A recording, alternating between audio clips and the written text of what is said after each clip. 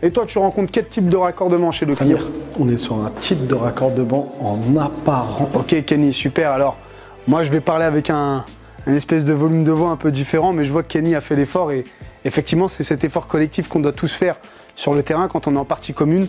On doit faire en sorte de ne pas déranger le voisinage. Donc on évite de crier, on évite de parler trop fort, sous peine de déranger les voisins qui habitent, les voisins du client, quoi, tout simplement.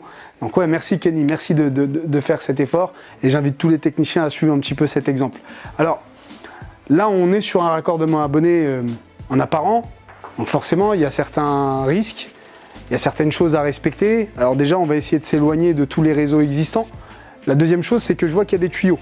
Alors les tuyaux, ça peut être le gaz, ça peut arriver, ou les tuyauteries pour le chauffage, etc. Donc nous, le but, c'est que vu qu'on est en apparent, on va devoir effectuer un percement. Alors de l'intérieur vers l'extérieur ou l'extérieur vers l'intérieur, tout va dépendre. C'est un cas de figure, hein. Chaque situation n'est pas la même. C'est au niveau du percement, on va devoir faire très attention à ce qu'il n'y ait aucun tuyau à proximité. On n'est pas chirurgien, alors j'en vois beaucoup, ouais, moi je suis un chirurgien, je vais percer à côté, etc. C'est une prise de risque inutile. Ce qu'il faut, c'est s'éloigner de ces réseaux et éviter de créer des dommages chez le client. S'il y a un dommage qui est créé, c'est une complication pour la suite des interventions, c'est un dégât, c'est l'assurance, etc. Trop de complications pour trop de risques pour peu de choses. C'est pas intéressant. Prenez le moins de risques, éloignez-vous des réseaux existants. Un exemple. Là, Kenny, clairement, si on est amené à faire un apparent, donc on va devoir faire un percement, on évite de percer au-dessus du compteur électrique, par exemple. Pourquoi? Parce qu'on va avoir les arrivées de câbles élec, etc., qu'on peut aussi endommager lors du percement. Et donc, créer certaines problématiques. Donc on évite tout ça. On s'éloigne de tout réseau et on perce. Et forcément, quand on perce, il va falloir choisir. Alors, on n'est pas tous d'accord là-dessus. Ça va dépendre encore une fois du cas de figure. Est-ce que mon percement, je le fais de l'intérieur vers l'extérieur ou de l'extérieur vers l'intérieur? Alors moi, je vais vous poser une question. Supposons que la partie commune ait été refaite à neuf, peinture, etc. Et puis chez le client, on a un mur tout blanc qu'on peut très bien reboucher et le faire proprement avec une spatule. Favoriser le percement depuis l'extérieur vers l'intérieur. Mais à contrario, si j'ai une partie commune qui est un peu dégradée, mais un logement qui est en parfait état, où le client il a mis du papier peint qu'il vient de poser la semaine dernière, une peinture violette ou peu importe, là forcément je vais devoir favoriser l'intérieur vers l'extérieur. Mais encore une fois, on fait en sorte de ne pas endommager ni la partie commune ni la partie client, on rebouche nos percements. Et quand bien même s'il y a un éclat, on évite. L'éclat, c'est pas d'avoir un énorme trou, il faut adapter. Prendre une mèche de bonne dimension, un bon diamètre. Alors je vois beaucoup de percements faits au diamètre 8, c'est inutile. On a un câble qui est pas très gros en fait, qui ne fait pas un diamètre 8, ça doit être du diamètre 6 ou... Enfin, c'est fin un câble client. Donc forcément on va essayer de percer à la mèche de 6 et ça passe très bien. Si le diamètre de la mèche est plus petit, il y a un meilleur percement et un éclat qui est beaucoup moins conséquent on va dire. Donc ouais, favoriser ça, des mèches de petit diamètre, pas trop longues, ça peut arriver qu'on ait des énormes murs, hein, ça peut arriver, mais voilà, en gros c'est vraiment limité. L'idée c'est vraiment de limiter les dégâts, que ce soit en partie commune ou en partie privative, l'idée elle est là, c'est qu'une intervention bien faite, on va limiter les dégâts.